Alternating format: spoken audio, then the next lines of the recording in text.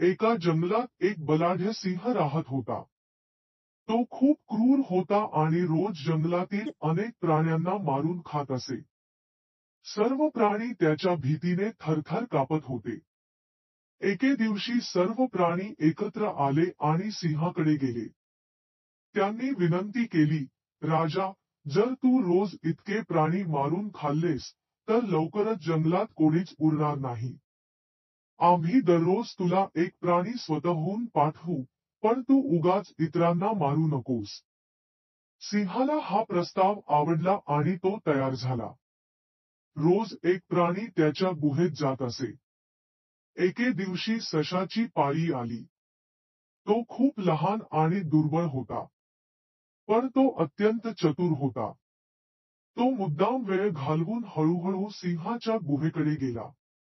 सिंह खूप उपाशी आणि संतप्त झाला होता. तो गरजला, इतका उशीर का झाला?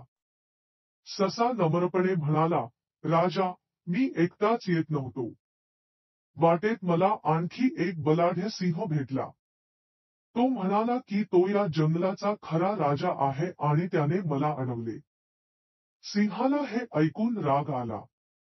तो गरजला, माझ्याशिवाय या जंगलात दुसरा राजा असूच शकत नाही.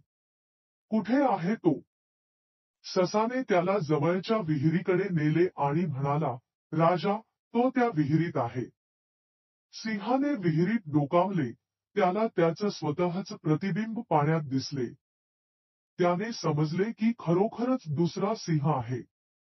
तो रागाने जोरात गरजला आणि त्या सिंहावर झेपावला. तो थेट विहिरीत पडला आणि बुडून मेला. ससा आनंदाने परत गेला आणि सर्व प्राण्यांना ही खुशखबर दिली. जंगलातील सर्व प्राणी आनंदाने मुक्त झाले. शिक्षण. बळाने नाही, तर हुशारीने संकटावर मात करता येते.